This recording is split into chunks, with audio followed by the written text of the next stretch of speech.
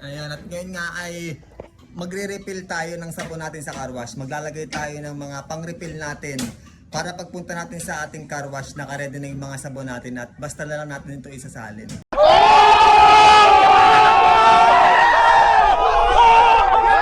Kaya tara, samahan niyo ako kung paano tayo kukuha ng ating supply ng ating mga sabon na ginagamit sa car wash.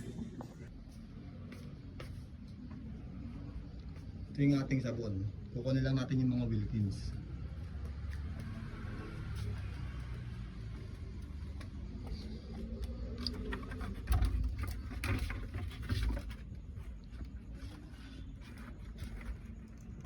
Dito natin ilalagay yung mga pang-refill natin ng sabon.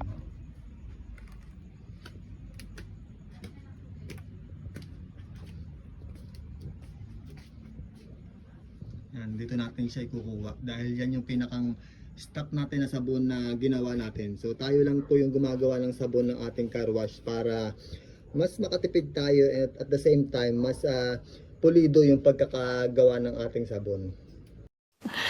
Sana all. Yan, lalagyan natin itong dalawang Wilkins para naka-ready na. Every time na magre-refill tayo ng sabon, meron na tayong stock. Bigyan mo sabon. Ito sabon.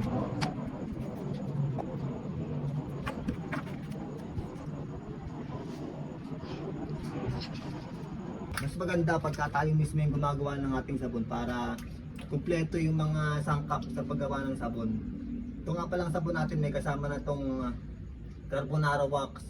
Meron na rin itong degreaser para pagka ginamit natin sa motor natin, makakatanggal to ng mga grasa. At the same time, makintab yung ating mga motor. Diba? Napakasolid ang sabon natin. Ang isa pang kagandahan nito, sobrang bango ng sabon natin. So, pagka inamoy mo to, amoy na amoy na bubble gum yung sabon natin.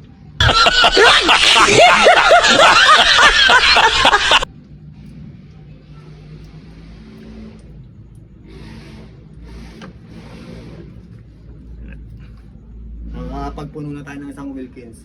So lalagyan pa natin itong isa dahil para ito doon sa ating dalawang branch na car wash.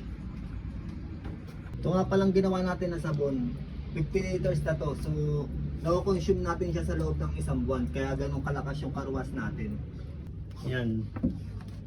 Ito na yung pangalawang Wilkins natin. So ito yung mga i-refill natin sa ating car wash.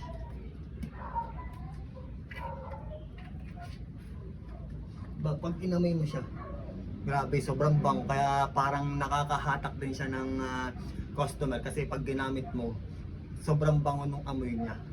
Amoy na amoy may pagiging bubblegum scent niya. Gago! Ayan, at sa mga gusto nga pala na magkaroon ng additional source of income, naghahanap po kami ng mga taong pwede namin paglagyan ng car wash. So pag-uusapan natin kung anong pwedeng namin maging tulong sa inyo at kung ano yung kaya namin ibigay na income para sa inyo. So kung nais mo po ng ganitong klase ng pagkakakitaan, i-message mo lang kami or mag-comment ka lang sa mga comment section na na-upload natin. Isa ka sa matulungan namin.